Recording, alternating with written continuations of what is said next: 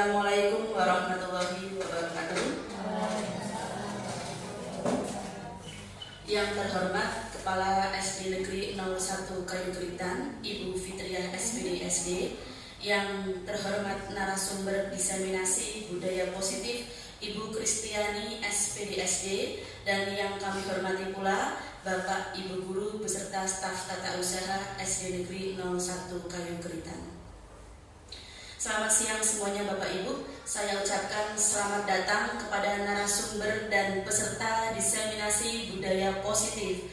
Sebelumnya, marilah kita panjatkan puji syukur kehadirat Allah Subhanahu wa taala berkat limpahan kasih sayangnya sehingga kita dapat berkumpul dalam keadaan sehat walafiat tanpa halangan suatu apapun dalam acara diseminasi budaya positif.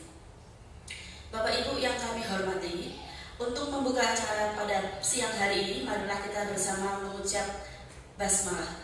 Bismillahirrahmanirrahim. Semoga acara pada siang hari ini dapat berjalan dengan lancar. Amin. Allahumma amin. Bapak Ibu yang kami hormati, marilah kita bersama-sama menyanyikan lagu Indonesia Raya. Kepada semua hadirin dimohon untuk berdiri.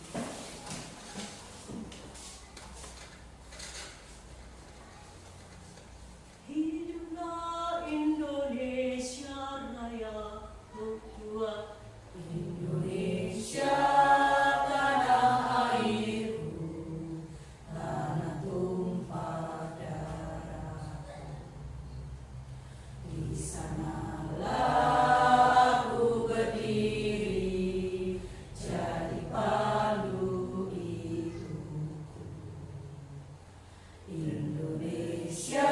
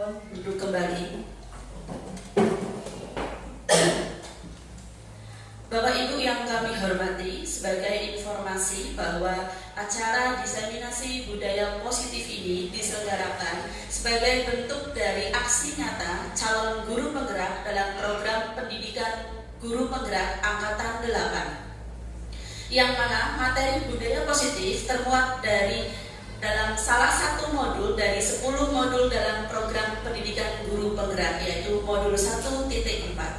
Diskusi pada hari ini akan dilatar belakangi oleh adanya komitmen dari calon guru penggerak angkatan 8 untuk memberikan aksi nyatanya setelah selesai mempelajari modul 1.4. Dalam acara diseminasi budaya positif ini, narasumber merupakan calon guru penggerak angkatan 8 Kabupaten Pekalongan, yaitu Ibu Kristiani SPD SD. Beliau adalah Kepala Sekolah SD Negeri 02 Werdi, Kecamatan Wonokerto. Beliau aktif dalam berbagai organisasi, baik di bidang pendidikan maupun non-pendidikan. Dan baru-baru ini beliau sudah berhasil menyelesaikan pendidikannya S2. Tepuk tangan Bapak Ibu untuk Ibu Kristiani. Tidak lupa juga Bapak Ibu, perkenankan saya Vicky Septiana selaku moderator hari ini yang akan memandu jalannya diseminasi budaya positif. Bapak Ibu yang kami hormati, agar diseminasi hari ini dapat berjalan lancar, mari kita buat kesepakatan bersama. Yang pertama Bapak Ibu, mindfulness Bapak Ibu. Kami mohon peserta diseminasi budaya positif dapat hadir sepenuhnya dalam acara diseminasi budaya positif, fokus dengan materi yang disampaikan oleh narasumber. Yang kedua, aktif dalam kegiatan diskusi. Dan yang ketiga, saling menghargai. Dalam artian tidak memotong pembicaraan narasumber atau peserta lain. Bapak Ibu yang kami hormati, mekanisme diseminasi hari ini adalah narasumber akan memaparkan materi kurang lebih sekitar 30 sampai dengan 60 menit, dan ada waktu untuk sesi tanya jawab dan juga refleksi oleh para peserta diseminasi.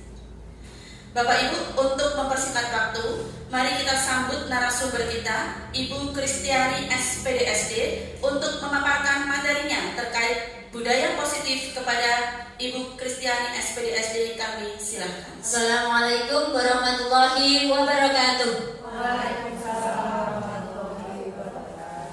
Yang terhormat Kepala Sekolah SDN 01 Kayu Geritan, yang saya hormati dan saya banggakan, Bapak Ibu guru dan teman-temanku semuanya, marilah kita pertama-tama panjatkan puji syukur kehadirat Allah Subhanahu wa Ta'ala, karena dengan ridhonya, dengan beri kesempatan dalam acara diseminasi dalam halangan suatu apapun, sholawat serta salam selalu kita haturkan kepada Nabi kita Muhammad Sallallahu Alaihi Wasallam. Semoga kita termasuk umatnya yang telah mendapatkan syafaatnya di yaumul qiyamah. Amin ya rabbal alamin. Sebelum masuk kepada materi diseminasi, akan saya uraikan apa yang menjadi tujuan dari pendidikan kita.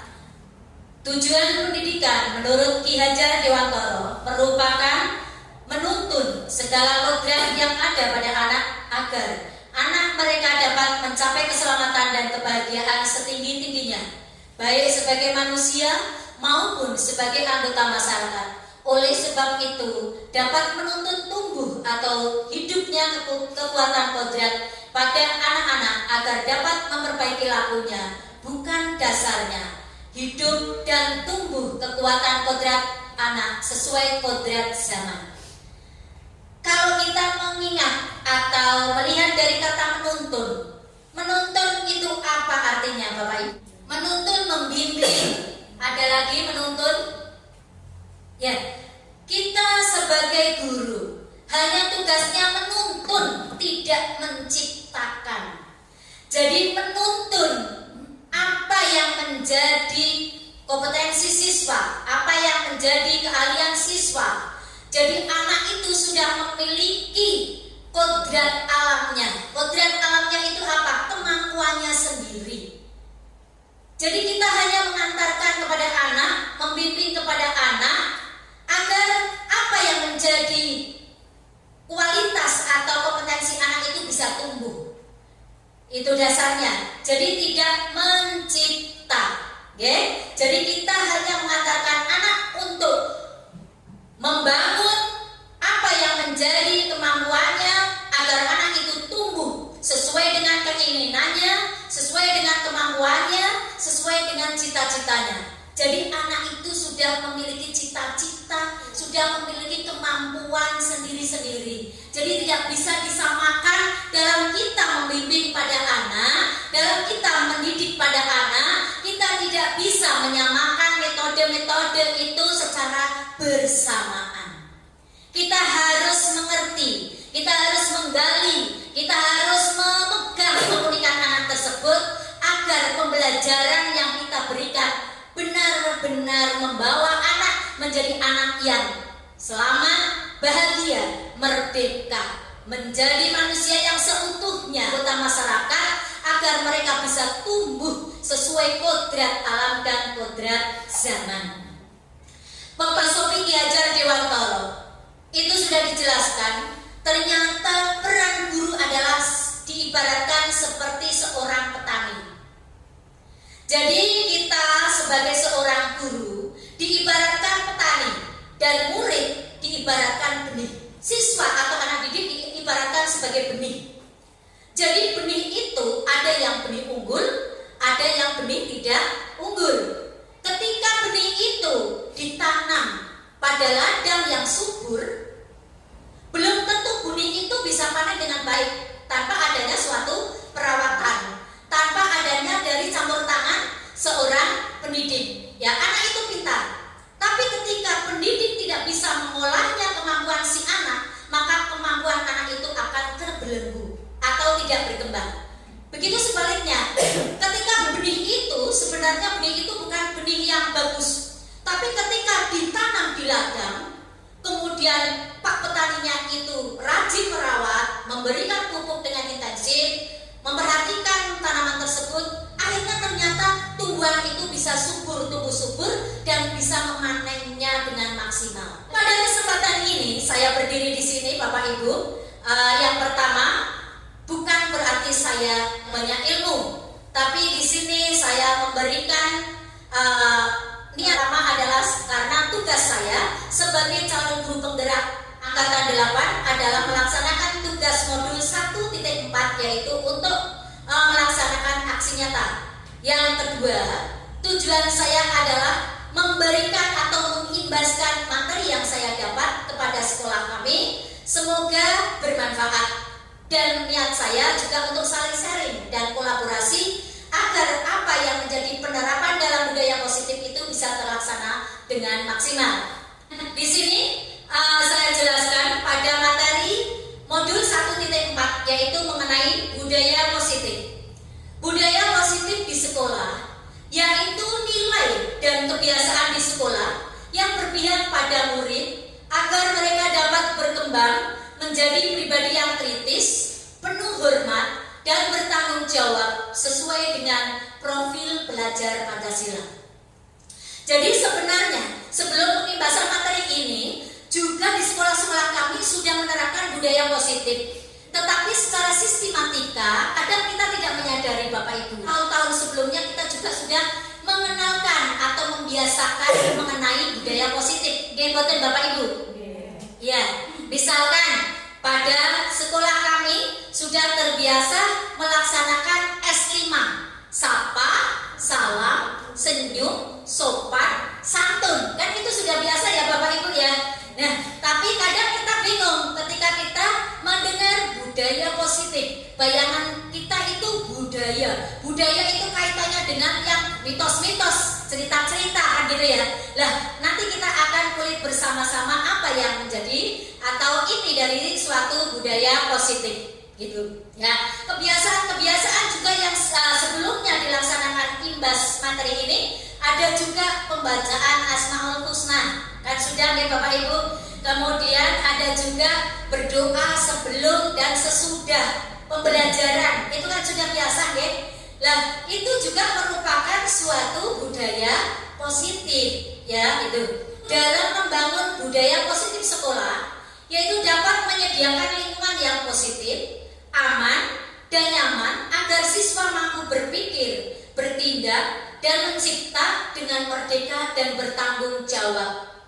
Jadi kita menerapkan budaya positif itu tujuannya satu adalah mencipta agar anak itu bisa tumbuh bertanggung jawab. Pada perubahan paradigma belajar selanjutnya adalah disiplin. Sangat berkaitan dengan kontrol guru terhadap siswa. Jadi bagaimana kita akan menciptakan suatu disiplin? Yang pertama adalah dengan suri tauladan. Kita sebagai seorang guru yang pertama adalah menjadi suri tauladan. Langkah yang pertama, okay? Yang kedua adalah komitmen dan selalu konsekuen dengan apa yang diucapkan oleh seorang guru. Karena anak kita akan melihat pelajaran zaman dahulu berat sekali. Kalau dibandingkan pada fase yang gendong ini, ini gendong buku yang banyak sekali. Ini mulai berkurang, ini mulai bisa bertegak. Ini membawanya laptop atau membawanya apa ini Bapak Ibu? Notebook, ya. Jadi kita bisa mengibaratkan bahwa pendidikan dari paradigma belajar pada zaman dulu kita harus membawa anak menuju ke masa yang era kodrat zamannya. Kodrat zamannya yang dimaksud bagaimana? Kodrat zaman itu maksudnya adalah keadaan yang sesuai dengan zaman sekarang. Yang diharapkan nanti bahwa seorang siswa itu sudah bisa bisa berpikir kritis, proses segala yang namanya materi sudah dengan secara digital. Jadi sudah mulai modern. Maka kita sebagai seorang guru harus bisa mempersiapkan itu kepada anak didik kita sesuai kodrat zaman, sesuai keadaan zaman. Guru sekarang itu kan sudah mulai masa digital. Kalau guru sekarang itu mulanya tidak menyesuaikan dengan perkembangan iptek yang sekarang, maka anak itu tidak bisa tumbuh sesuai kodrat zaman. Anak itu akan tertinggal. Maka sebagai seorang guru harus benar-benar pintar membaca suasana. Kita sebagai seorang guru tetap terbuka dengan pengetahuan baru, tetapi kita tetap harus memantau dan waspada. Mana yang bisa atau yang baik untuk anak dan mana yang tidak, itu kita harus memantaunya. Nah, konsep pada materi utama pada budaya positif yang pertama adalah disiplin positif dan nilai-nilai kebajikan universal. Yang kedua, kebutuhan dasar manusia dan dunia.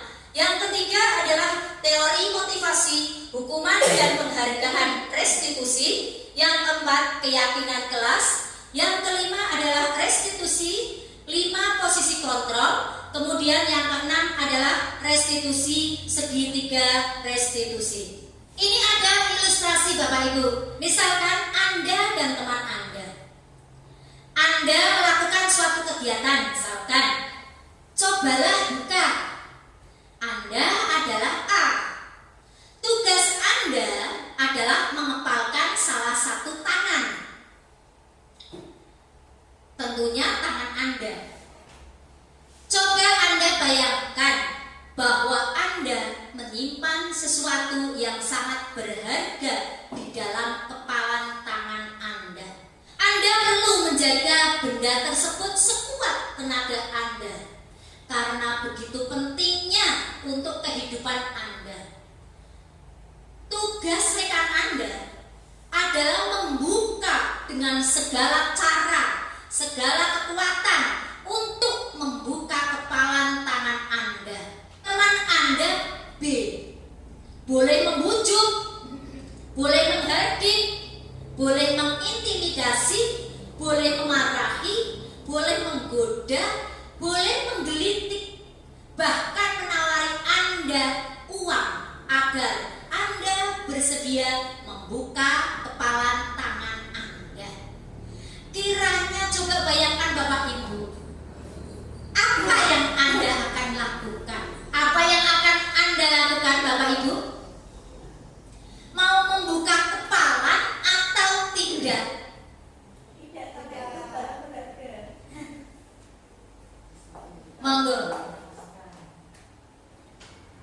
Kalau saya berpendapat, saya tidak akan memberikan atau membuka kepalan tangan saya, karena yang ada dalam kepalan tangan saya itu sesuatu yang berharga sekali buat saya dan tidak untuk diperlihatkan ke orang lain. Terima kasih. Ya, kalau menurut saya akan membuka kepalan tangan. Barangkali sesuatu yang ada di kepala saya ini nanti bisa bermanfaat untuk orang lain. Kasih tepuk tangan. Ya, terima kasih Bu Ruby. Kalau Bu Ruby, kata Bu Ruby akan membuka kepalanya tangan. Siapa tahu yang ada di dalam kepala tangan ini bermanfaat untuk orang lain. Bagaimana Bapak Ibu? Setuju betul? Untuk pendapat dua-duanya ini? Setuju. Pendapat dua-duanya tidak ada yang salah. Pendapat dua-duanya betul, karena mereka memiliki alasan tersendiri yang pakai logika. Satu tidak akan membuka, dia kuat dengan prinsipnya. Dia kuat dengan prinsipnya walaupun godaan dari orang lain, tapi dia memegang prinsip yang teguh. Ya, bagus. Yang kedua, Bu Ruby akan membukanya. Boleh, karena alasan Bu Ruby, siapa tahu yang ada di kepala ini bermanfaat untuk orang lain. Sama dengan seorang guru memiliki sifat terbuka.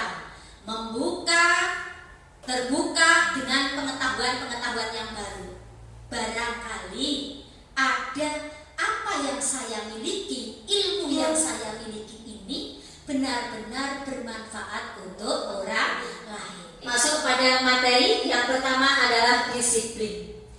Disiplin berasal dari bahasa Latin disiplin yang artinya belajar. Makna asal dari kata ini berkonotasi dengan disiplin diri dari murid-murid. Disiplin diri membuat orang menggali potensinya menuju sebuah tujuan apa yang dia hargai. Namun dalam budaya kita, makna disiplin telah berubah menjadi sebuah sesuatu yang dilakukan seseorang pada orang lain untuk mendapatkan kepatuhan. Kecenderungan umum adalah menghubungkan kata disiplin dengan ketidaknyamanan, bukan dengan apa yang kita hargai atau pencapaian suatu tujuan mulia. Disiplin adalah kemampuan memerintah diri sendiri dalam mengontrol dan menguasai diri untuk memilih tindakan yang mengacu pada nilai-nilai yang kita hargai dengan penuh tanggung jawab tanpa terperintah orang lain.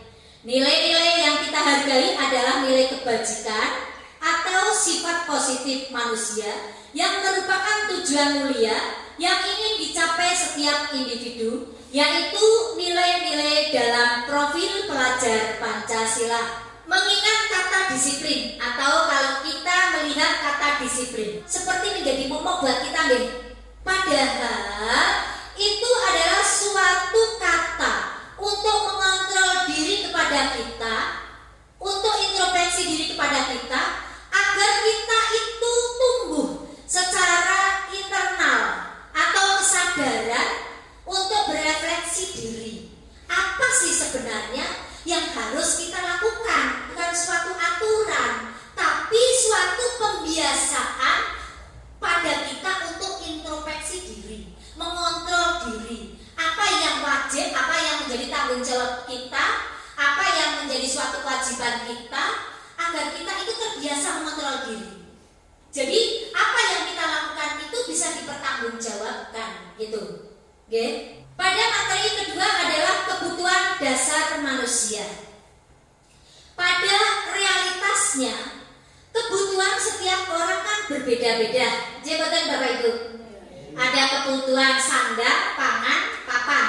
Nah, kita harus berusaha memahami pandangan orang lain tentang dunia, bahwa setiap orang memiliki gambaran yang berbeda-beda. Dalam konsep budaya positif ini, yang dimaksud dengan kebutuhan manusia, kebutuhan dasar manusia pada anak didik kita adalah yang pertama, kebutuhan cinta dan kasih sayang. Yang kedua, kebutuhan kesenangan. Kemudian kebutuhan kebebasan, kebutuhan penguasaan.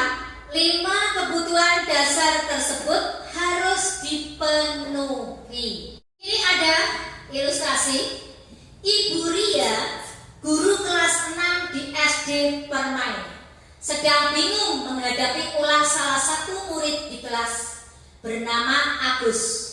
Beberapa anak telah datang dan mengeluhkan Agus yang seringkali meminta bekal makan siang mereka dengan paksa. Jika Anda menghadapi situasi seperti Bu Ria, apa yang Anda lakukan? Menurut Anda, jika kira-kira apa alasan Agus melakukan hal tersebut? Kalau melihat dari ilustrasi ini, bisa dikategorikan kasus buat Ibu. Nah, maka dengan melihat dari 5 dasar kebutuhan manusia, kita harus bisa menangani kasus tersebut dengan bijaksana. Sebaiknya Ibu Ria mencari tahu dulu yang pertama. Jangan langsung, biasanya kita spontan ya Bapak Ibu, ketika kita menemukan anak didik kita yang malak, kasarnya itu kan malak ya. Ada yang anak itu hanya ilustrasi bekal makan, ada juga yang anak senangnya minta uang jajan pada temannya ya. Itu hampir sama kasusnya. Nah, bagaimana cara menyelesaikan suatu masalah tersebut? Kita tidak bisa langsung menghardik atau menangani, atau bahkan kadang memarahi, ya betul. Nah, kita harus yang pertama seharusnya Ibu Ria mencari tahu alasan Agus melakukan tindakan tersebut agar mengetahui kebutuhan mana yang sedang berusaha dipenuhi oleh Agus.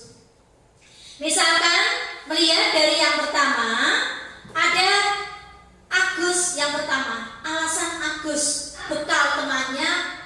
Ternyata setelah diselidiki oleh Ibu Ria, Agus memiliki alasan Agus lapar dan orang tuanya tidak membawakan ia bekal makan siang. Oh, jadi ternyata Agus lapar, maka dia minta bekal temannya setelah diselidiki oleh Ibu Ria.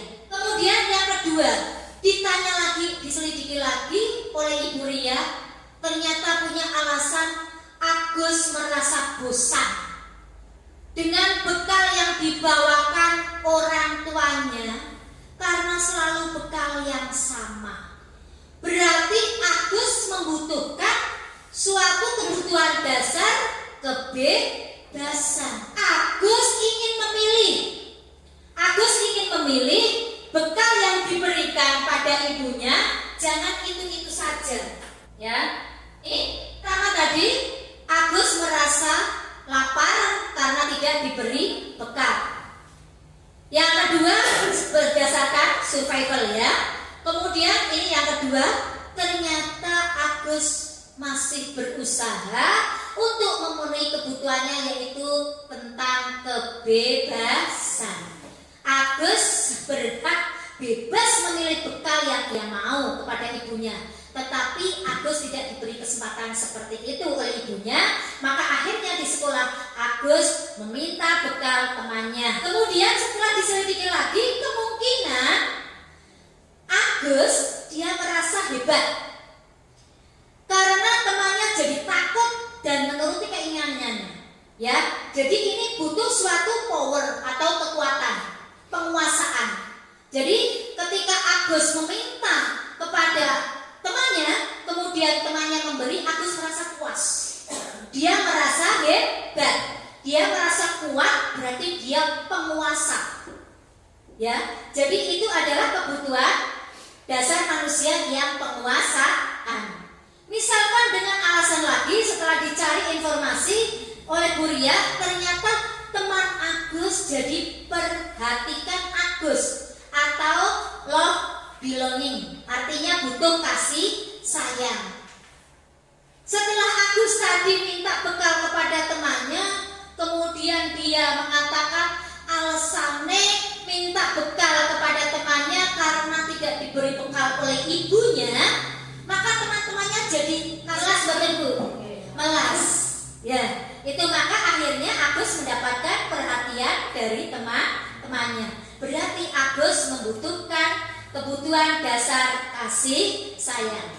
Kemudian selanjutnya bisa jadi alasan Agus hanya iseng dan dia ingin menikmati ekspresi wajah temannya yang kesal. Ya, jadi ini hanya kesenangan semata, fun. Dia merasa senang, dia butuh suatu kesenangan. Itu bisa dia masih berusaha mencukupi kebutuhan kesenangan. Nah, semua perilaku itu memiliki tujuan. Ada teori manusia, perilaku manusia. Nah, bagaimana perilaku manusia itu bisa tumbuh secara eksternal maupun tumbuh secara internal. Tadi dalam penerapan disiplin positif itu intinya adalah untuk menyadarkan diri, introspeksi diri, biar seseorang itu sadar akan tanggung jawabnya. Biar seseorang itu tumbuh motivasi secara internal karena sadar diri apa yang menjadi kekuatannya, menjadi suatu kewajibannya. Nah, yang pertama, bagi seorang guru dalam memotivasi perilaku manusia, khususnya siswa didik, adalah yang pertama untuk menghindari ketidaknyamanan atau menangani semua kasus dengan hukuman. Itu hindari. Bagaimana? Apa yang akan terjadi jika saya tidak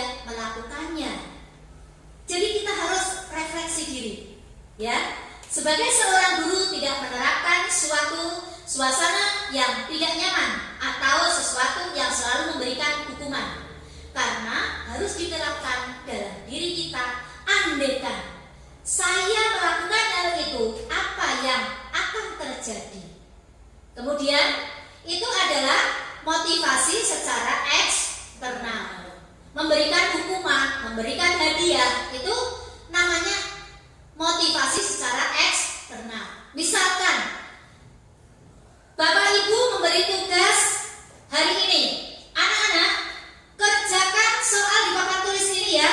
Siapa yang mendapatkan 100, nanti Bu Guru kasih pulpen. Nah, itu sama saja Bapak Ibu.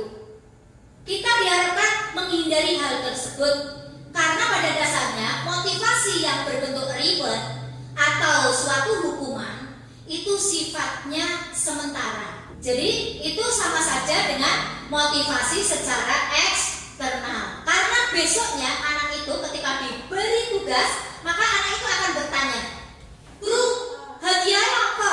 Gitu. Ya. Maka ketika guru tersebut tidak memberikan suatu reward, maka anak tersebut kecewa dan pasti mengerjakannya dengan terpaksa karena takut. Nek orang mengerjakan pasti aku diseneni guru, gitu ya. Jadi hindari motivasi yang sifatnya eksternal. Kemudian lanjutnya, yang kedua, untuk mendapatkan imbalan dari orang lain atau institusi, tadi sudah saya sampaikan, berarti mendapatkan reward atau hadiah. Itu sama saja berupa motivasi eksternal, yaitu sifatnya sementara. Lanjut, yang ketiga, untuk menghargai diri sendiri. Saya akan menjadi orang yang seperti apa bila saya melakukannya. Nah, ini yang diharapkan Bapak Ibu, bahwa sebagai seorang guru harus bisa membimbing anak didiknya untuk menyadari dirinya sendiri, akan tanggung jawabnya sendiri. Ini yang disebut dengan motivasi internal. Jadi anak itu sadar, misalkan kalau kamu mengerjakan soal itu, apa dampaknya pada anak tersebut diselidiki. Tentunya anak kan jawaban anak berbeda-beda. Ada yang menjawab, biar dapat 100 Bu Guru, biar dapat pintar Bu Guru, biar tambah ilmunya Bu Guru, kan begitu ya Bapak Ibu. Lah kita harus bisa menggalinya. Mana yang menjadi kesadaran? Kalau anak tersebut, misalkan contohnya, anak tersebut menjawab, karena saya ingin tahu, karena saya ingin belajar ilmu baru, karena saya ingin pintar. Nah itu berarti suatu motivasi secara internal. Anak tersebut berarti sudah sadar diri. Maka ketika anak tersebut diberi tugas untuk selanjutnya, dia tidak butuh suatu reward. Dia akan sadar sendiri apa yang menjadi kewajibannya. Dia akan bertanggung jawab. Kemudian ini tadi contoh hukuman dan sanksi atau konsekuensi. Iva kurang menguasai pelajaran matematika, sehingga pada saat pelajaran tersebut berlangsung, dia lebih banyak berdiam diri atau menggambar di buku pelajarannya. Pada saat guru matematikanya Pak Seno menanyakan pertanyaan, Iva menjadi gugup dan tak sengaja menjatuhkan tasnya dari kursi, serta tiba-tiba menjadi gagap pada saat berupaya menjawab. Seluruh kelas pun tertawa melihat perilaku Iva yang bicara tergagap dan terkejut tersebut. Pak Seno pada saat itu membiarkan teman-teman Iva menertawakan Iva yang tergagap dan malu luar biasa. Dan malahan minta Iva untuk maju ke depan dan berdiri di depan kelas sambil menunjuk hidungnya karena tidak bisa menjawab pertanyaan Pak Seno. Kelas makin gaduh dan anak-anak pun tertawa melihat Iva di depan kelas memegang ujung hidungnya. Dari ilustrasi tersebut pertanyaan, apakah Anda setuju dengan tindakan Pak Seno terhadap Iva? Mengapa? Yang kedua, menurut Anda tindakan Pak Seno terhadap Iva adalah sebuah hukuman atau konsekuensi? Mengapa? Monggo Bapak Ibu direnungkan. Mungkin sudah ada pandangan yang mau menjawab, silakan. Ya Bu, saya Bu. Monggo Bu Fitri. Terima kasih. Sakit sebenarnya Fitri.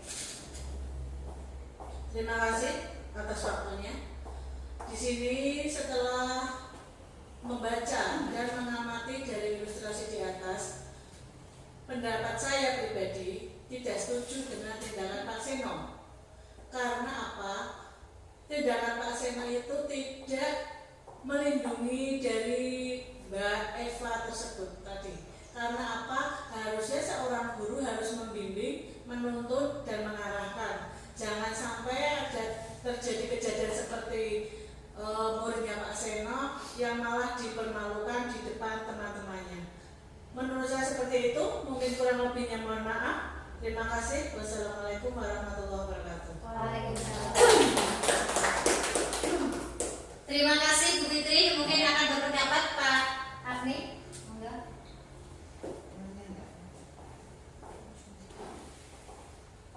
Ya, kalau menurut saya juga kurang setuju terhadap tindakan Pak Seno terhadap Iva, karena dimana Iva ini memang kurang bisa, harusnya tidak diberi hukuman, langkah berikutnya dikasih bimbingan lagi untuk waktu lainnya atau gimana, yang penting karena itu tidak merasa permalukan atau dihukum seperti itu.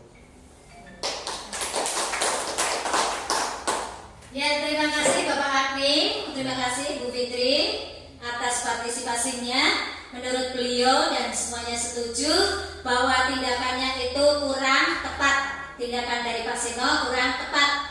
Apalagi di situ Pak Seno menunjuk hidung, ya, pada Eva, dan Eva disuruh berdiri, mempermalukan Eva di depan teman-temannya, ya.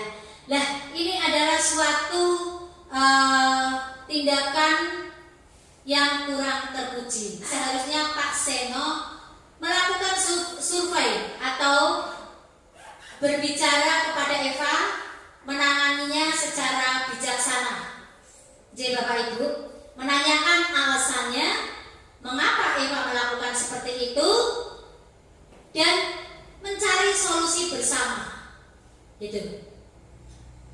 Ini adalah suatu ilustrasi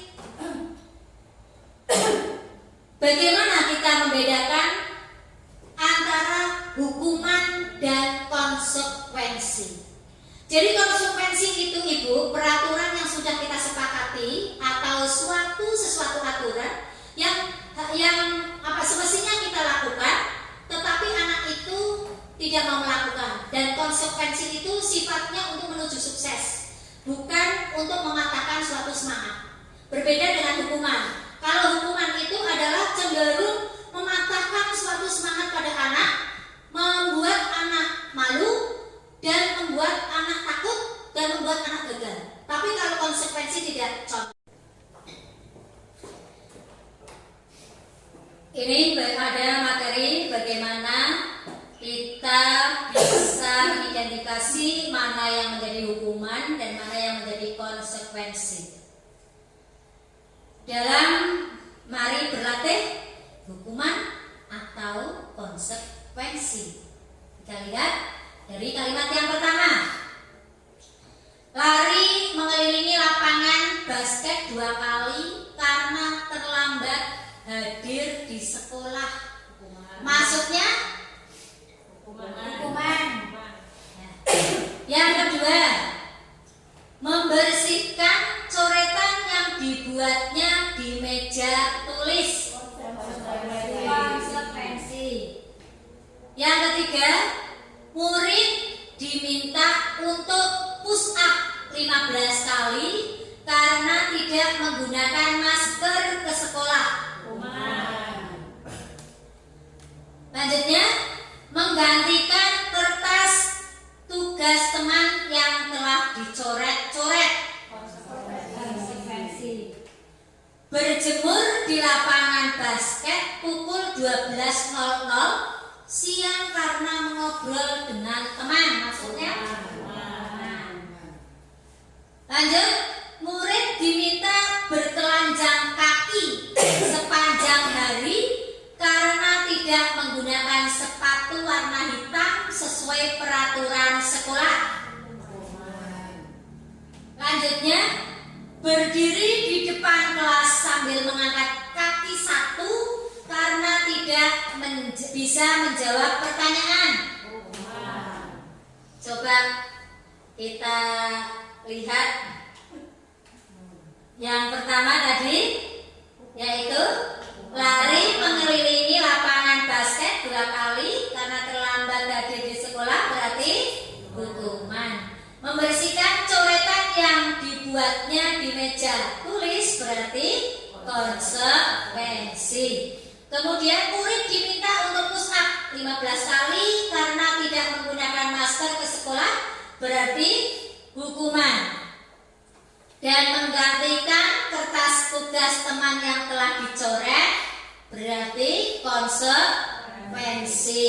Lanjutnya, berjemur di lapangan basket pukul 12 siang karena mengobrol dengan teman berarti hukuman.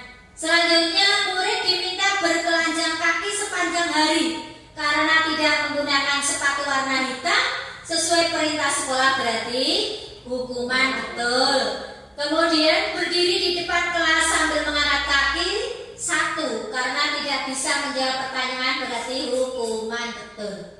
Jadi bedanya antara hukuman dan konsekuensi itu bertentangan dengan suatu kegiatan Bapak Ibu.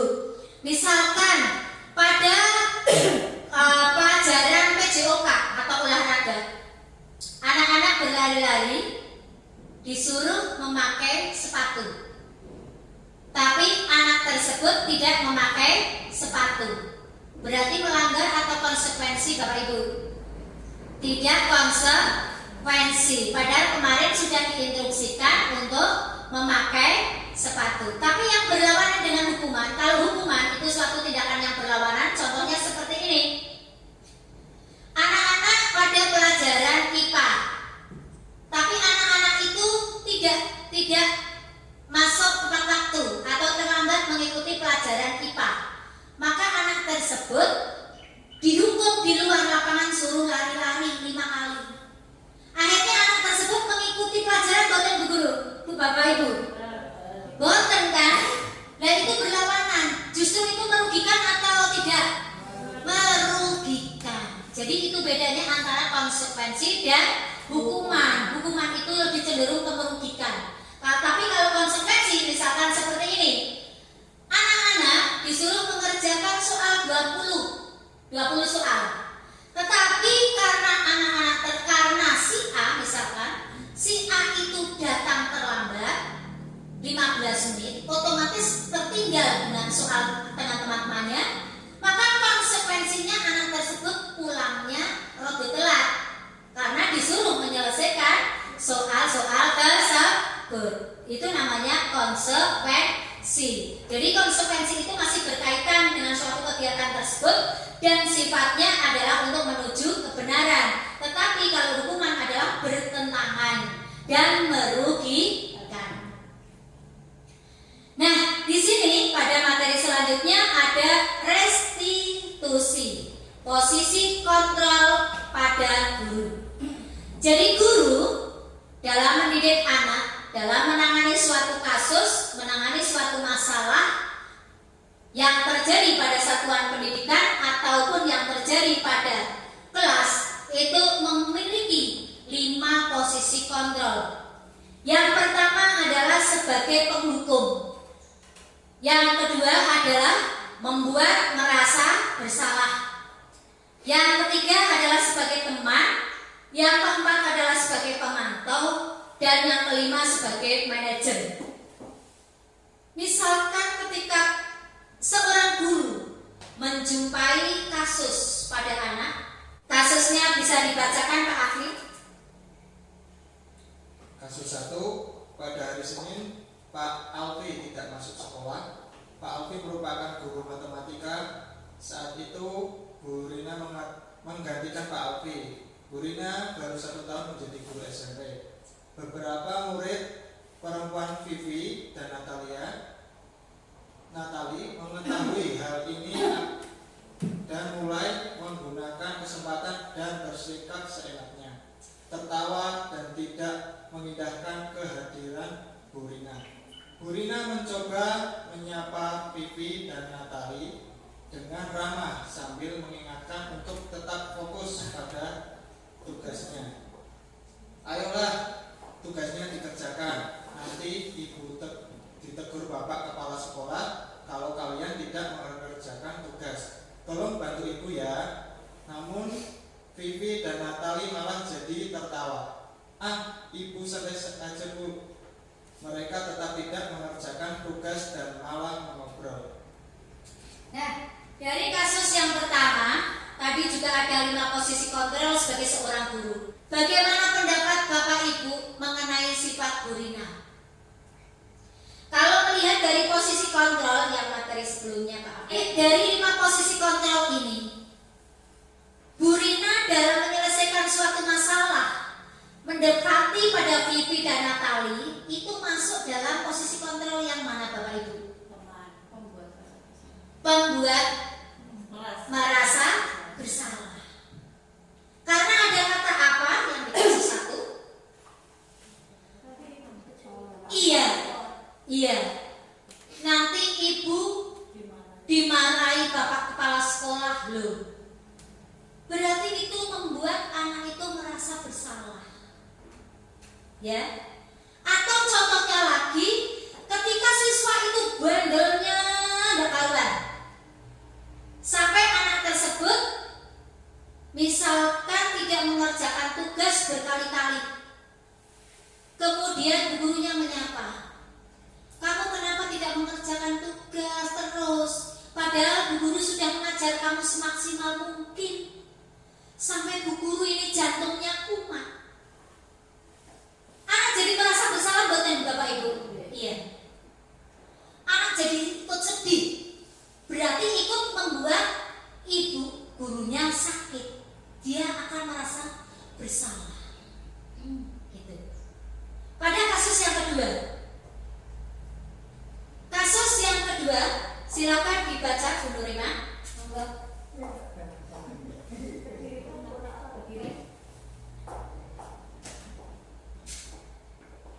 Anto dan Dino sedang bermain bersama di lapangan basket dan tiba-tiba terlihat dalam sebuah pertengkaran adu mulut. Dino pun menjadi emosi dan mengadakan kontak fisik, menarik meja Anto dengan kasar sampai 3 kancingnya terlepas. Pada saat itu guru piket langsung melerai mereka dan membawa mereka ke ruang kepala sekolah. Ibu Suti sebagai kepala sekolah berupaya menenangkan keduanya, terutama Dino. Dino, sepertinya kamu saat ini sedang marah sekali. Mendengar itu, Dino pun mengalir bercerita tentang kekesalan hatinya. Ibu Suti pun melanjutkan bahwa membuat kesalahan adalah hal yang manusiawi dan bahwa mempertahankan diri adalah hal yang penting. Namun, meminta Dino memikirkan cara lain yang mungkin lebih efektif karena saat ini Dino berada di ruang kepala sekolah. Ibu Suti melanjutkan pertanyaan tentang keyakinan sekolah yang disepakati, serta apakah Dino bersedia memperbaiki kesalahan yang telah dilakukan terhadap Anto. Dino pun akhirnya perlahan mengangguk. Kemudian Ibu Suti balik bertanya kepada Anto, hal apa yang bisa dilakukan Dino untuk memperbaiki kesalahan? Anto menjawab, saya perlu kancing saya diperbaiki, Bu. Ibu saya akan sangat marah kalau melihat kancing baju saya sampai copot 3 kancing begini. Ibu Suti pun kembali bertanya ke Dino, apakah yang akan dia lakukan untuk menggantikan 3 kancing Anto yang terlepas?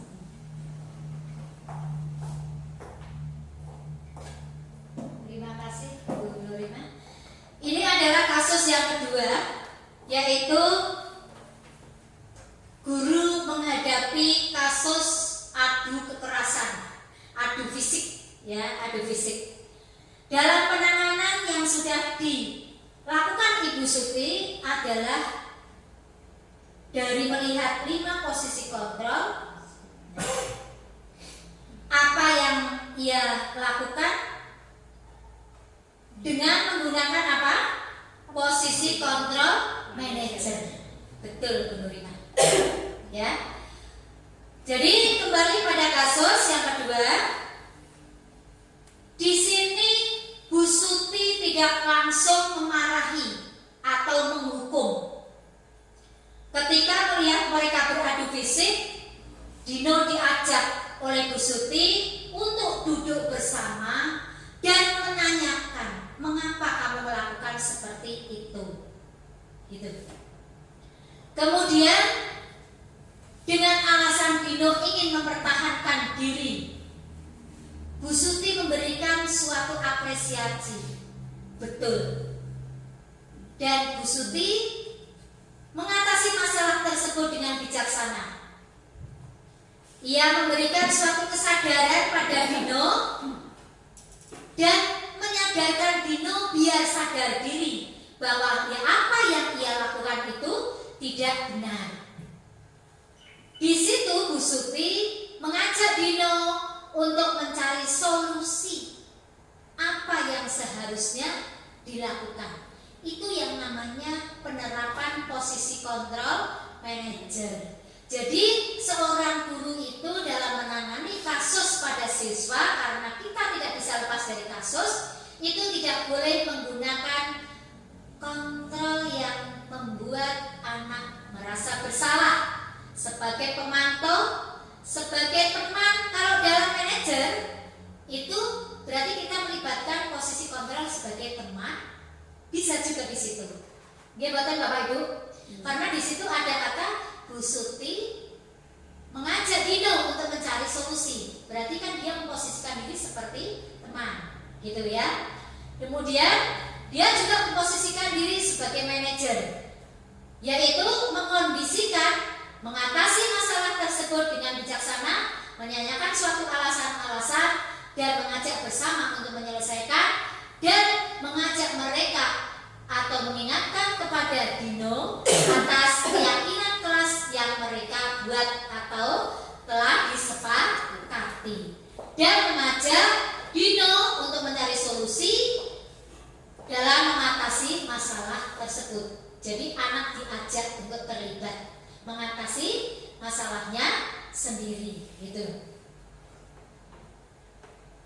Selanjutnya adalah keyakinan kelas.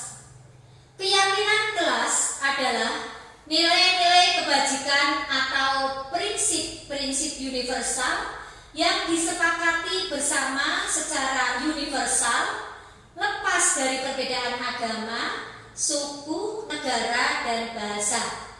Menurut dosen 1998, suatu keyakinan akan lebih memotivasi seseorang dari dalam atau secara intrinsik. Seseorang akan lebih bersemangat untuk menjalankan keyakinannya daripada hanya sekedar mengikuti peraturan. Jadi keyakinan kelas itu dibuat pada saat kita akan melakukan suatu kegiatan belajar mengajar. Ada yang bingung antara keyakinan kelas dengan suatu peraturan. Jadi keyakinan kelas itu dibuat. Kalau peraturan itu bisa berlaku sampai beberapa kali pertemuan. Tapi kalau keyakinan kelas itu hanya bisa berlaku pada saat itu saja, Bapak Ibu. Contohnya, ada tata tertib sekolah, datang tepat waktu. Hari Senin memakai seragam merah putih. Kemudian dari Rabu memakai batik, itu adalah suatu peraturan. Tetapi kalau keyakinan kelas itu hanya dibuat sebelum kegiatan pembelajaran pada saat itu dan berakhir pada saat itu juga. Nah, dari keyakinan kelas yang dibuat oleh guru bersama dengan murid untuk terlibat langsung dalam pembuatan keyakinan kelas tersebut, itu turun atau menurunkan sebuah peraturan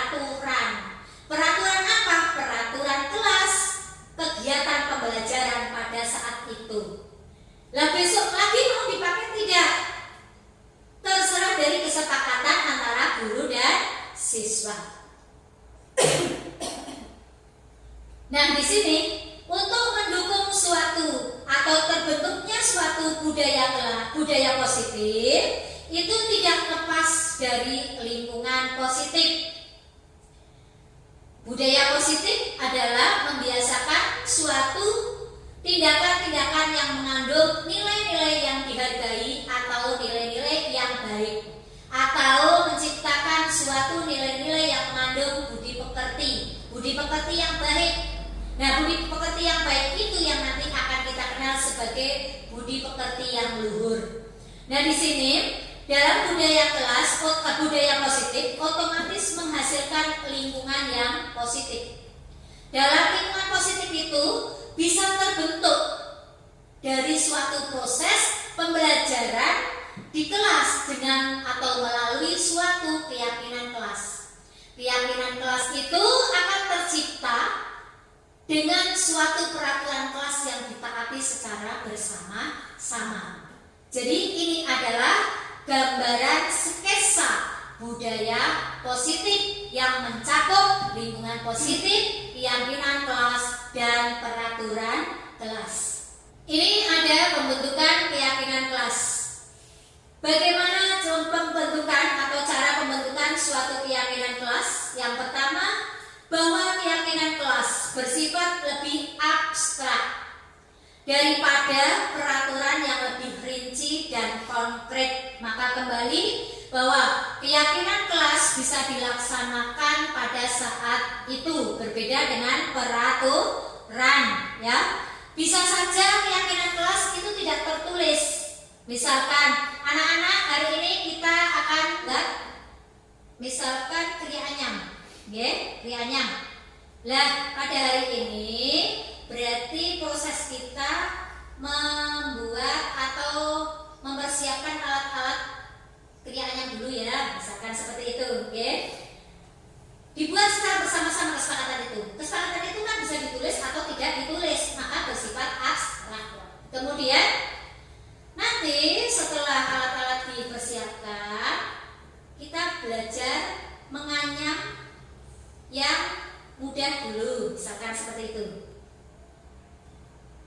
Nanti kalau kita sudah menguasai model-model anyam yang sederhana, baru kalian bisa bebas berkreatif, kan gitu ya. Nah, kemudian anak-anak ya betul guru setuju guru. Nah, itu bisa dikatakan sebagai suatu keyakinan kelas secara tidak tertulis, ya. Jadi sifatnya abstrak. Kemudian yang selanjutnya bahwa keyakinan kelas berupa pernyataan universal, yaitu atas kesepakatan atau dibuat guru dengan siswa. Lanjutnya, pernyataan keyakinan kelas dibuat dalam bentuk positif, ya, dengan tentunya kata-kata positif. Lanjutnya, misalkan dibentuk dengan dalam bentuk positif dengan kata-kata positif. Contohnya seperti apa sih ya?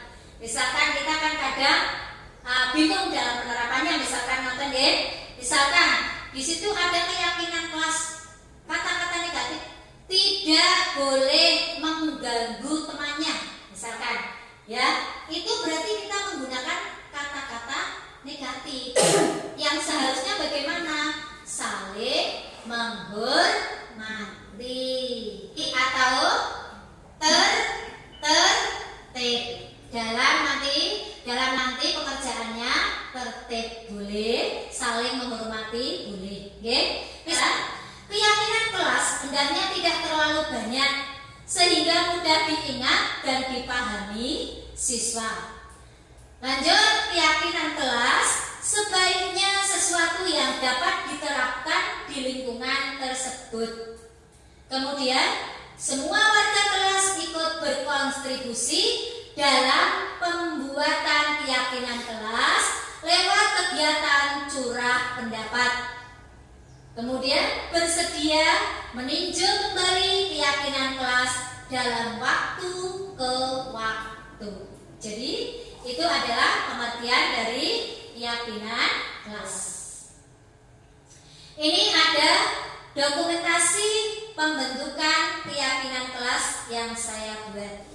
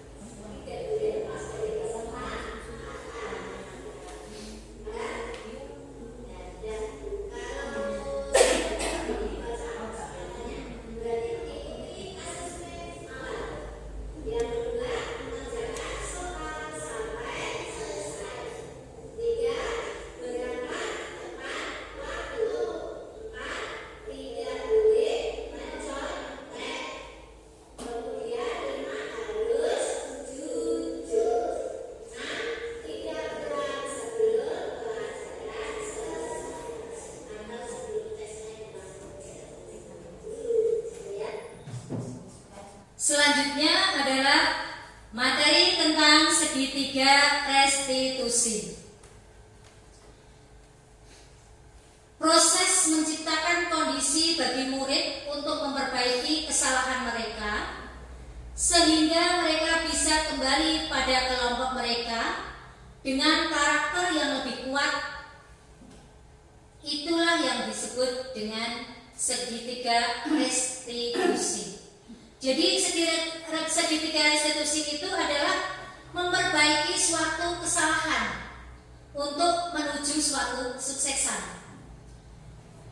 Melalui restitusi, guru diharapkan dapat membantu murid menjadi lebih memiliki tujuan, lebih disiplin positif, serta memulihkan dirinya setelah berbuat salah. Seperti menyadarkan Bapak Ibu. Jadi seperti kita menyadarkan kepada siswa kita dari suatu kesalahan, mereka menyadari sendiri, tetapi tidak sifatnya menghukum, tapi akan menyadari sendiri dan berubah menjadi lebih baik. Yang selanjutnya adalah membantu murid untuk jujur pada diri sendiri dan tidak mengevaluasi dampak dari kesalahan yang dilakukan. Jadi dalam praktek restitusi ini tidak mencari kesalahan seseorang, tidak mencari kesalahan siswa tersebut. Misalkan anak tadi berantem dengan temannya sampai mencerobot bajunya temannya, kancingnya lepas. Terus guru tidak mencari kesalahan anak tersebut, menuding atau mengejes pada siswa tersebut dengan kata kamu bersalah, kamu itu loh, kamu nakal, itu tidak boleh. Jadi dalam kegiatan restitusi ini adalah justru kita memberikan kesadaran pada diri siswa agar mereka mengevaluasi apa yang ia lakukan. Lanjutnya adalah memberikan penawaran, bukan paksaan. Seperti pada contoh kasus 2. Tadi ditanyakan apa yang kamu lakukan, mengapa kamu lakukan, dan apakah yang kamu lakukan itu betul, nak? Kita menggali seperti itu. Kemudian, maukah kamu untuk memperbaiki? Jika kamu menyatakan itu tidak benar, apakah kamu mau memperbaikinya? Jadi kita harus menggalinya seperti itu dalam menangani suatu masalah dengan penerapan segitiga restitusi. Dalam penerapan segitiga restitusi, yang pertama adalah menstabilkan identitas. Langkah yang pertama. Bagaimana cara menstabilkan identitas? Berbuat salah itu tidak apa-apa dengan kata itu. Yang kedua, tidak ada manusia yang sempurna. Semua manusia pasti pernah melakukan kesalahan. Kemudian, saya juga pernah melakukan kesalahan seperti itu. Lanjut, kita bisa menyelesaikan ini. Jadi meyakinkan pada siswa. Lanjutnya, Bapak Ibu tidak tertarik mencari siapa yang salah, tapi Bapak Ibu ingin mencari solusi dari permasalahan ini.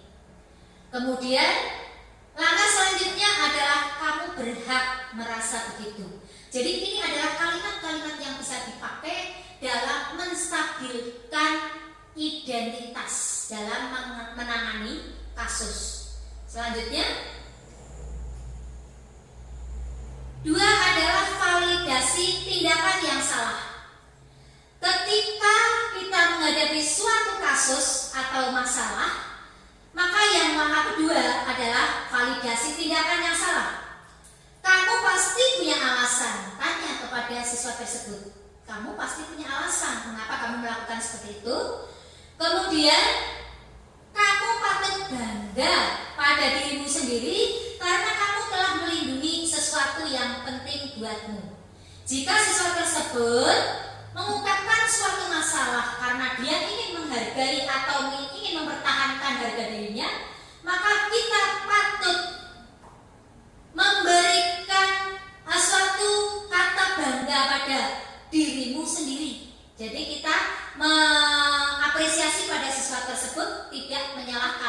nggih. Karena kamu berusaha untuk melindungi sesuatu yang penting buatmu, itu bagus, diapresiasi, tidak diberikan suatu kesalahan. Yang selanjutnya adalah menanyakan keyakinan. Kembali kepada keyakinan kelas yang sudah dibuat secara bersama-sama, maka di tahap ketiga adalah menanyakan keyakinan. Apa yang kita percaya sebagai kelas atau keluarga?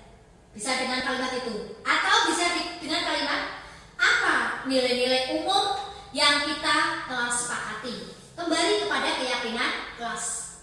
Selanjutnya, atau apa bayangan kita tentang kelas yang ideal, dan kamu mau jadi orang yang seperti apa. Itu adalah kalimat-kalimat yang bisa digunakan dalam langkah menanyakan keyakinan kelas pada tahap penerapan restitusi. Ini selanjutnya ada praktek penerapan segitiga restitusi. Maaf Bapak Ibu, karena ini tadi penerapan restitusi tidak bisa diputar. Bahwa intinya dalam penerapan restitusi seperti yang sudah saya tangani pada kasus anak ini adalah mencontek. Pada saat saya melaksanakan kegiatan diagnosis awal, kemudian apa yang saya lakukan? Saya memanggil anak tersebut secara empat mata. Kemudian saya menanyakan kepada anak tersebut, mengapa kamu tadi mencontek? Yang pertama adalah menstabilkan identitas, menanyakan. Dalam video tersebut saya lihat kamu mencontek. Apa betul kamu mencontek? Jadi saya menstabilkan identitas. Kemudian anak tersebut menjawab iya. Saya tanya alasannya, mengapa kamu mencontek? Anak tersebut menjawab, karena tidak bisa. Saya tanya lagi, mengapa tidak bisa? Karena tadi malam tidak belajar. Nah, kembali lagi, saya memberikan validasi identitas bahwa pada dasarnya manusia itu tidak luput dari salah atau pernah melakukan suatu kesalahan. Saya mengibarkan diri sendiri bahwa saya pun sebagai manusia pernah melakukan suatu kesalahan. Tapi di sini posisi ibu tidak ingin mencari suatu kesalahan, tetapi anak itu saya ajak untuk sadar diri bahwa apa yang mereka lakukan itu benar atau salah. Kemudian anak itu menjawab bahwa yang dia lakukan adalah tidak tepat. Maka kembali lagi saya ingatkan kepada keyakinan kelas yang sudah dibuat bersama-sama. Dan anak tersebut menyadari bahwa keyakinan kelas yang dibuat bersama itu telah tidak dilaksanakan dengan baik, dalam arti telah dilanggar. Maka apa solusinya? Solusinya dia berjanji tidak akan mengulanginya lagi dan akan mengubahnya dengan perbuatan yang lebih baik, yaitu ketika akan diadakan atau pada malamnya dia akan berusaha belajar agar bisa mengerjakan soal-soal dengan benar dan tidak merasa tidak bisa, sehingga dia akan berusaha tidur tidak terlalu malam dan akan belajar. Itu adalah sekedar contoh penerapan restitusi yang saya laksanakan. Ada yang mau bertanya Bapak Ibu? Atau cukup? Ya. Demikian pemaparan dari diseminasi yang saya laksanakan. Mohon maaf jika ada tutur kata yang kurang berkenan, dan semoga dengan ilmu yang kita bersama-sama saling sharing dan saya bagi ini, sedikit ilmu yang saya bagi ini bermanfaat untuk kita semua, untuk anak didik kita, sehingga kita bisa mengantarkan anak didik kita menjadi anak yang berkarakter sesuai dengan profil pelajar Pancasila. Dari saya terima kasih atas perhatiannya. Saya akhiri. Wassalamualaikum warahmatullahi wabarakatuh.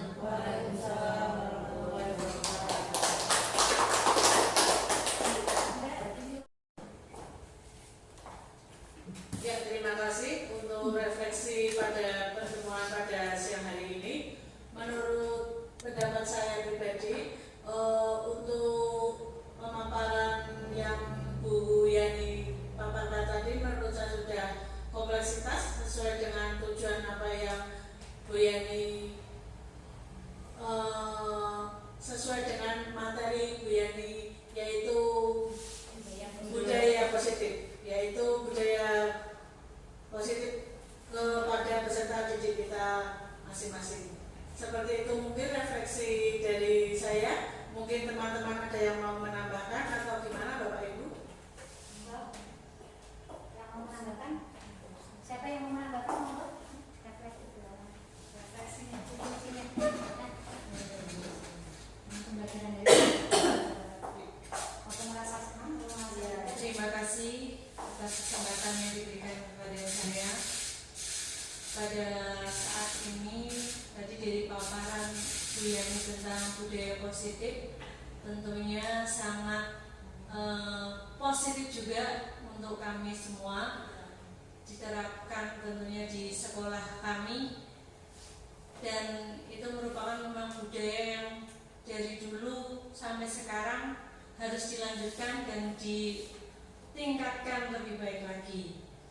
Dan kami sangat senang karena mendapat ilmu lagi yang lebih istilah ilmu baru lagi dari Ibu Yani tentang budaya positif, dan insya Allah nanti akan kami terapkan di sekolah kami. Terima kasih Bu Yani. Wassalamualaikum warahmatullahi wabarakatuh.